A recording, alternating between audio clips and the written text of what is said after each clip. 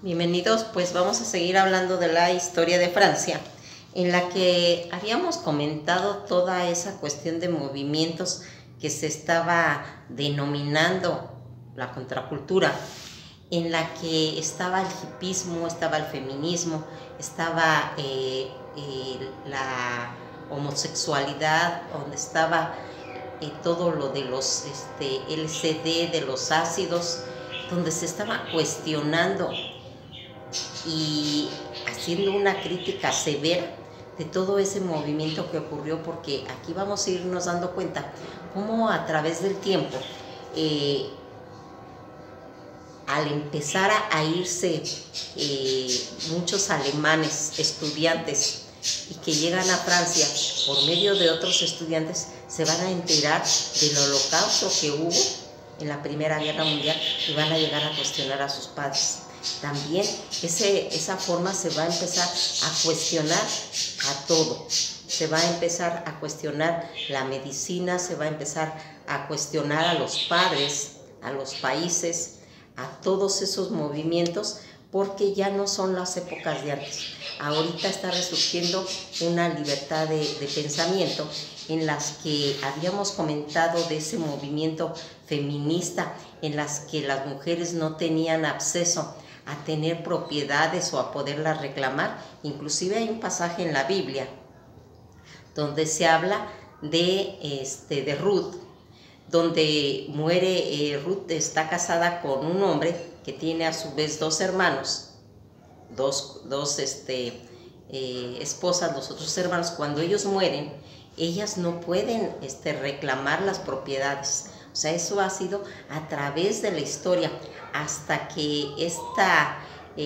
Ruth se va a casar con Boaz, ya puede reclamar la herencia de su marido, porque siempre tenían que estar respaldadas por un hombre, y que eso va a ir ocurriendo a través de muchas cosas. Por ejemplo, miren, cuando esta situación empiezan a hacer esas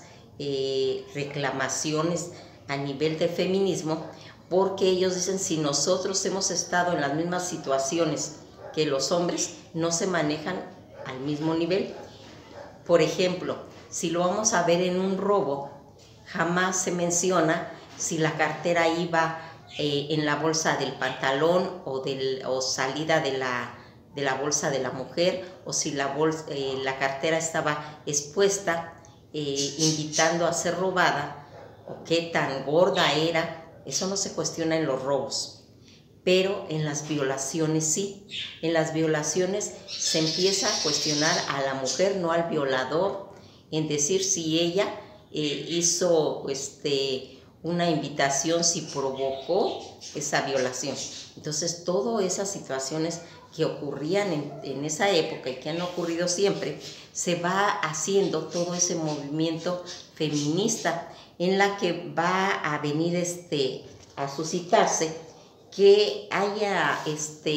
cuestionamientos pues a todos los niveles. Nosotros aquí vamos a irnos dando cuenta de que esa capacidad mental que tenía la juventud ya en esos días, que va a nacer después de la Primera Guerra Mundial, y en la que estos muchachos no pasaron todas esas situaciones en las que se estaba manejando, porque aquí ellos no pasaron hambre, no pasaron miserias, no pasaron situaciones como lo ocurrió con toda esa generación, y entonces ellos traían una nueva forma de ver cómo ellos van viendo. Aquí vamos viendo que se van a empezar a ver como una fiebre de querer hablar, de querer platicar, y que va a ser ocurrida tanto en los metros como en los cafés, y se va a hablar como que estuvieran conmocionados, donde aquí recordarán de que Daniel, el que empieza todo este movimiento, ¿sí?, por los dormitorios mixtos en las universidades, va a decir que la violencia pervierte, y que todo esto, la violencia acaba con las ideas.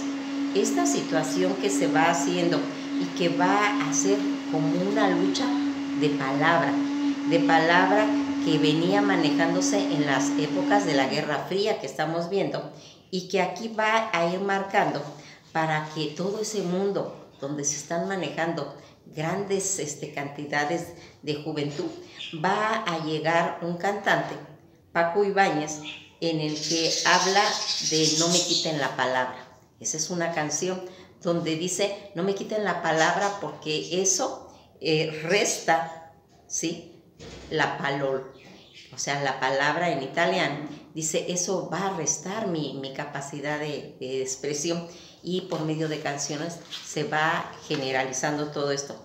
Aquí vamos viendo cómo por medio de los acontecimientos que está pasando, donde la juventud se está cuestionando el derecho de la palabra, donde se concibe y donde se empieza a reflexionar qué es lo que está pasando. Ya habíamos dicho que el filósofo Sartre, él como que no entendía este movimiento, pero él al final de cuentas es un hombre que sabe para dónde va la historia. Él automáticamente, muy rápido, él le preguntaba cuál era ese movimiento y todo eso, pero él rápido toma la idea y va a apoyar a todos estos estudiantes para que puedan seguir su movimiento. Cuando Charles de Gaulle van a detener a Sartre, él dice no se puede detener a Sartre porque sería como parar o detener a Voltaire. Eso sería como que no hubiera congruencia si alguien está defendiendo un movimiento como lo hizo Voltaire, de los derechos de las personas, pues aquí pasaría lo mismo con Sartre.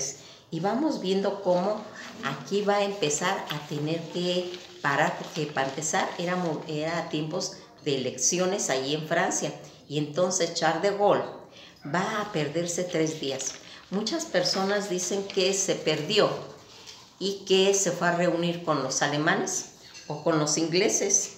porque Charles de Gaulle no entendía tampoco este movimiento estudiantil. Él pensaba que eran conspiraciones, porque recordarán que él venía pues de situaciones como la crisis de Argelia o la ocupación alemana. Entonces, todo este tipo de situaciones para su edad era como algo que se estaba conspirando, pero en realidad era un movimiento a nivel de todas las naciones, de toda Europa, que se estaba haciendo esto,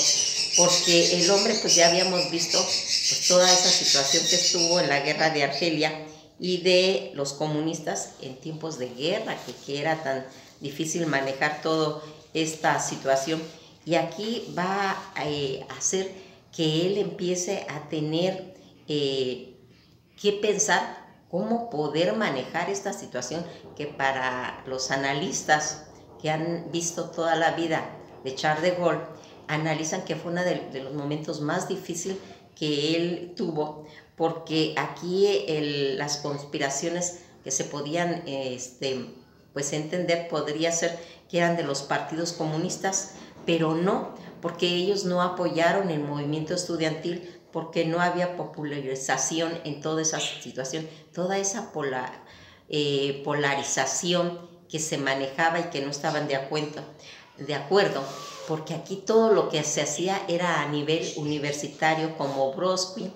o Columbia en los estados, en todas las universidades y en todo el país de Estados Unidos habían ya también esas movilizaciones.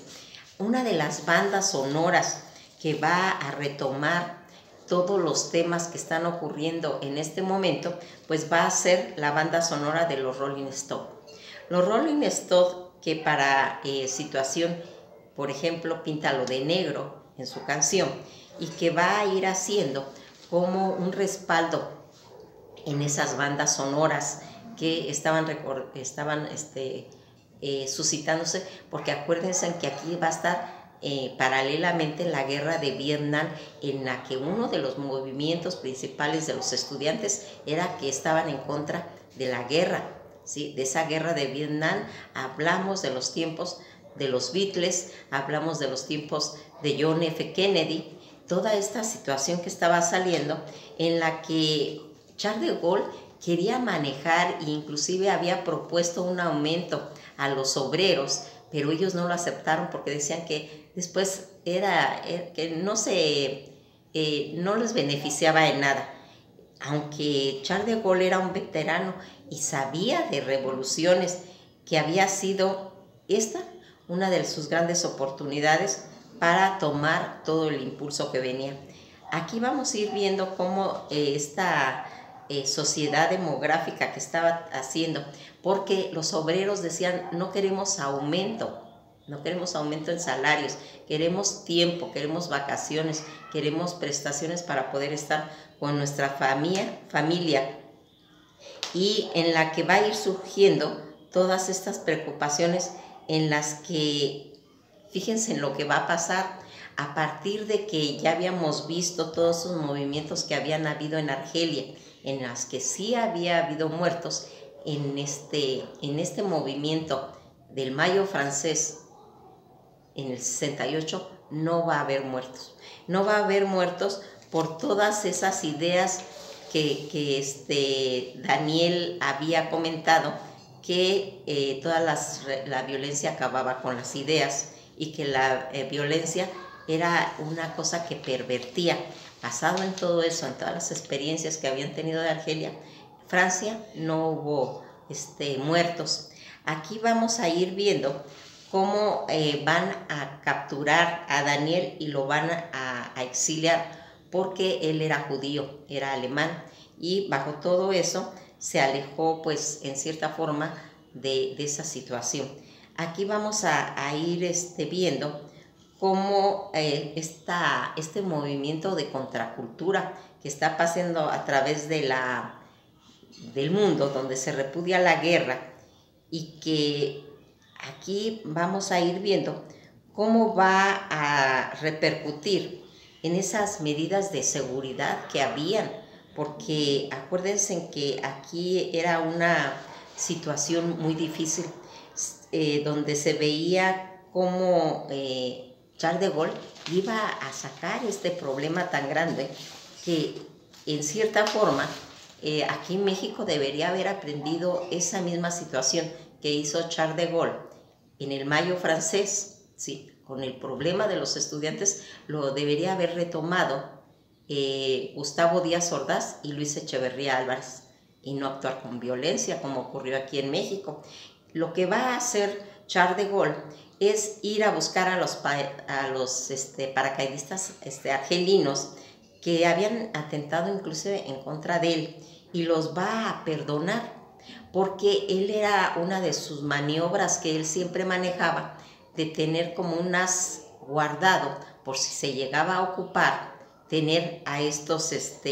paracaidistas argelianos pues a su lado en caso de que hubiera algún movimiento de violencia de los estudiantes. Pero aquí vamos a ir viendo cómo, cuando empiezan a reportar a Daniel, empiezan a salir esos afiches en los que se va a ir viendo todo ese diseño gráfico, que a través de frases en las que dicen, todos los de aquí somos todos somos judíos alemanes, en una forma de apoyar la repatriación que le están haciendo a Daniel y a todos sus cargos, en donde sacan caras de Charles de Gaulle quitándose una máscara y abajo está la de Hitler. Todas esas situaciones, por medio del diseño gráfico, que se van a ir haciendo y que va a tener situaciones que van a llegar a los departamentos de Bellas Artes de la Borbona, en la que va a haber un material realmente increíble. Aquí vamos a ir viendo cómo van a humillar a Daniel, diciéndole que él se debería haber muerto cuando sus padres murieron en todos esos movimientos de los judíos. Aquí también vamos a ir viendo que hasta la fecha Daniel está en el Europarlamento, sigue vigente y haciendo las mismas situaciones que él manejó cuando él era joven. Vamos a seguir más adelante, donde habíamos visto que la situación de Daniel era porque era franco-alemán y judío. Charles de Gaulle va a regresar porque se acuerdan que se había ausentado 3 días, donde Francia se va a empezar a cuestionar dónde anda, qué está haciendo,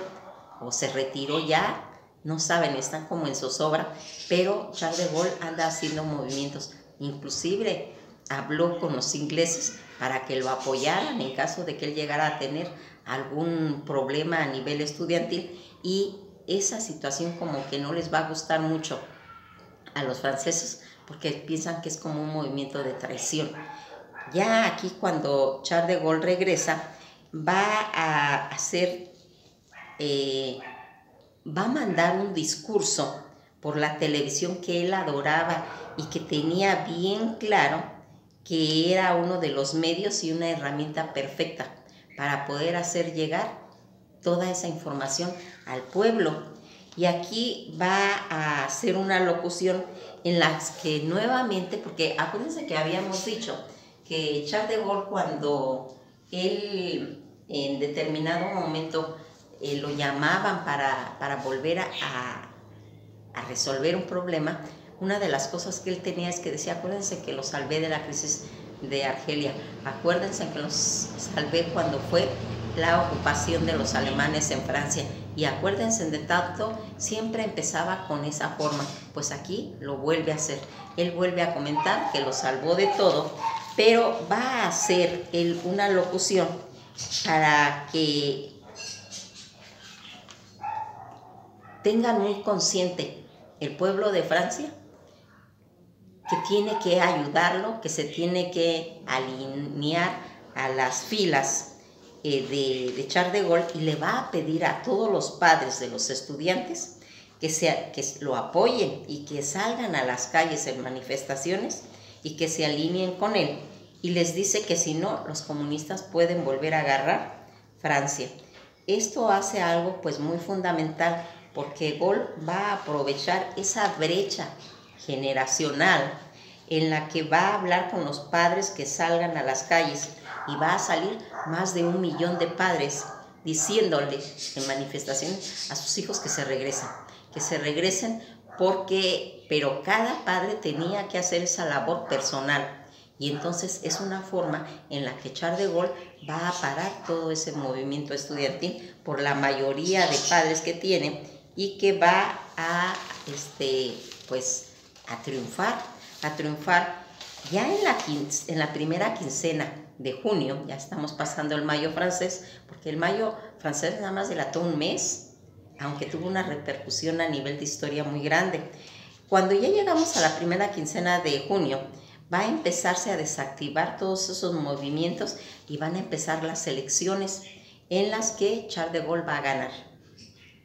Va a ganar, pero todo ese tiempo él estuvo casi 11 años en el poder nuevamente, pero acuérdense que está haciéndose también todo el movimiento de la Guerra Fría, y cuando acaba esta situación y va a ser la próxima elección, Charles de Gaulle va a perder, y se lo van a quitar toda esta plataforma los estudiantes, porque los estudiantes ya se dieron cuenta de que todas las personas adultas están teniendo un comportamiento pues ya muy viejo, ya las ideas no se están renovando, y aquí es como se va a neutralizar, y va a ser, pero en el gobierno de Charles de Gaulle, en el último, él se va a dar cuenta de una característica, que en el mayo francés, una de las agresiones que tiene el pueblo estudiantil es volver a quitar los adoquines y usarlos como armas. Pero esto ya había ocurrido en Francia desde el 1006, en las que cada vez que se oponían quitaban todos los adoquines y los usaban como armas. También fue en las comunas de París, y en 1948 toda ese libertario popular ocuparon los adoquines. Esta situación que Charles de Gaulle va a entender, y va a quitar todos esos adoquines y lo va a pavimentar. Cuando va a pavimentar todas las calles de Francia donde habían ocupado todos los estudiantes los adoquines, como una situación de violencia, como una situación de agresión, va a tener toda esa situación y toda la calle de Saint-Germain va a quedar sin adoquines, en los que aquí vamos a irnos dando cuenta qué tan importante era esa observación que hizo Charles de Gaulle, porque Charles de Gaulle va a darse cuenta que una de las formas de agredir en el Mayo francés fue a partir de esos adoquines que eran tan famosos en esa época. Aquí vamos a ir viendo cómo se va a empezar a hacer todos esos cuestionamientos cuando esos estudiantes que habíamos comentado que llegaron a Francia y que llegan a Alemania, en el que van a darse cuenta de todo ese holocausto que había ocurrido en Francia. Los hijos de los alemanes van a empezar a cuestionar a sus padres, pero también va a ocurrir en todo el mundo. En todo el mundo se va a empezar a hacer ese cuestionamiento de cómo va a ser posible que sus padres hayan participado en movimientos tan terribles para la humanidad y, como ya les había yo dicho, toda esta situación que se va haciendo. Aquí, en cierta forma, pues con el paso del tiempo, Charles de Gaulle va a perder toda esta situación ya política, y los que se puede decir que salieron ganando, pues fueron todos esos paracaidistas de Argelia, que con todos estos movimientos pues quedaron libres. Ya aquí vamos a irnos dando cuenta cómo se va a empezar a germinar, porque aquí va a salir un personaje que es nuevamente ese estudiante prodigioso que tuvo Francia, y estamos hablando de Michel Foucault. Ese Michel Foucault, que aunque en esos momentos él no había estado directamente en Francia, aunque él era de Francia, él estaba en Túnez, y que él va a tener la oportunidad de trabajar en un psiquiátrico en Suiza, y va a analizar un cuadro que se llama La Barca de los Locos, en la que ya hemos comentado cuando hemos hablado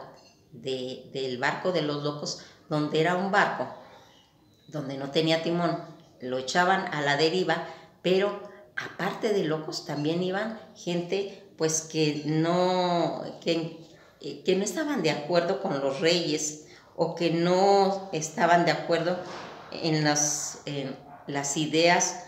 o criticaban al rey, o eran personas incómodas, prostitutas, homosexuales. Todo lo que afectaba a un país lo metían en esos barcos de los locos y los echaban. Con toda esta situación va a irse viendo cómo